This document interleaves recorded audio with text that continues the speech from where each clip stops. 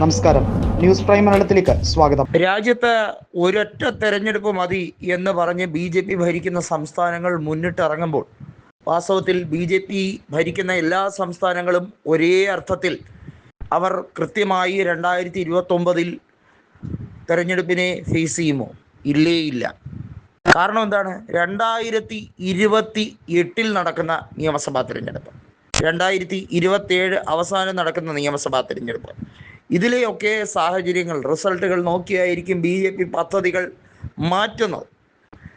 2026 നടന്ന ബംഗാൾ നിയമസഭാ തെരഞ്ഞെടുപ്പിൻ്റെ ഫലം BJPക്ക് അനുകൂലമാണ്. ഉടനെ ബംഗാളിൽ 2029 BJP നിയമസഭാ തെരഞ്ഞെടുപ്പിലേക്ക് ഒരുങ്ങുമോ? ലോക്സഭാ തെരഞ്ഞെടുപ്പിന് സമാനമായി വലിയ രീതിയിലുള്ള ചർച്ച നടന്നുകൊണ്ടിരിക്കുകയാണ്.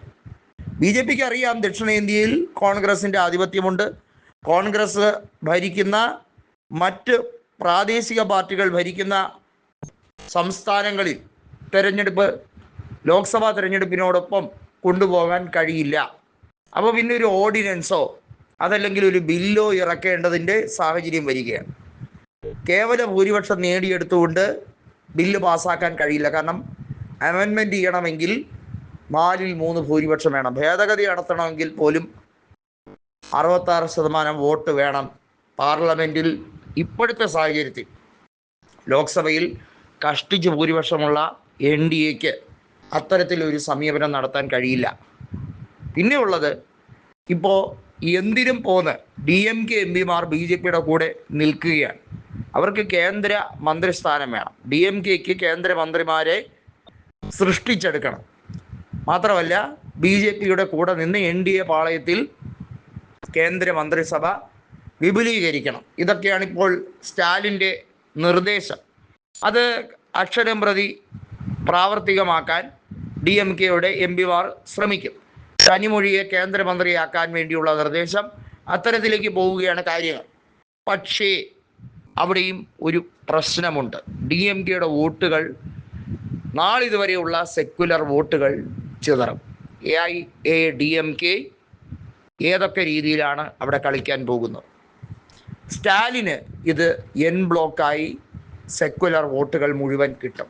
ഇത്രയും നാളും DMKയുടെ വോട്ട് ബാങ്കിൽ ഒരു വിള്ളലുണ്ടാക്കാൻ മാത്രമേ പറ്റുള്ളൂ. കനത്ത വിള്ളലുണ്ടാക്കാൻ ഇതുവരെയും പറ്റിയിട്ടില്ല. അത് തമിഴക വെട്രിക്കഴകം നേടിയെടുക്കും. ഇനി പറഞ്ഞു വരുന്നതാണ് വാസ്തവം.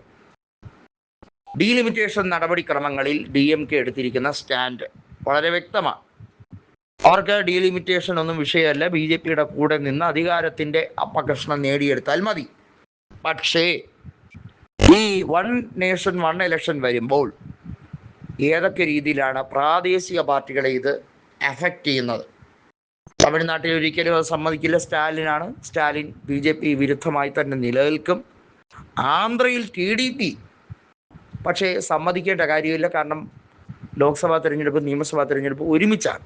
ഒഡീസയിലും അങ്ങനെയാണ്. അതുകൊണ്ട് അവിടെ വിഷയം വരുന്നില്ല. പിന്നെ ഉള്ളത് എന്താണ്?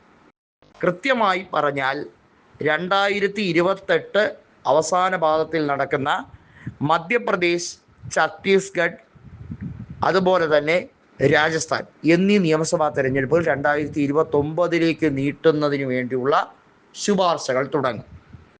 അങ്ങനെ വരുമ്പോൾ ഈ 3 സംസ്ഥാനങ്ങളിൽ ഭരിക്കുന്നത് BJP ആണെങ്കിൽ പോലും അവിടെ ലോക്സഭയ്ക്ക് അനുയോജ്യമായ ഇലക്ഷൻ വരുമ്പോൾ BJPക്ക് വേറെ പ്രശ്നങ്ങളൊന്നുമില്ലാതെ ഈസി വാക്ക് ഓവർ ആയിരിക്കും എന്ന ചിന്തയാണ്.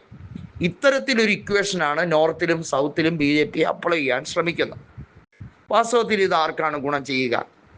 ലോക്സഭാ തെരഞ്ഞെടുപ്പിൽ അല്ലെങ്കിൽ രാജ്യസഭാ തെരഞ്ഞെടുപ്പിലൊക്കെ BJP കളിക്കുന്ന കള്ളക്കളിയുടെ മറ്റൊരു വെർഷനാണിത്.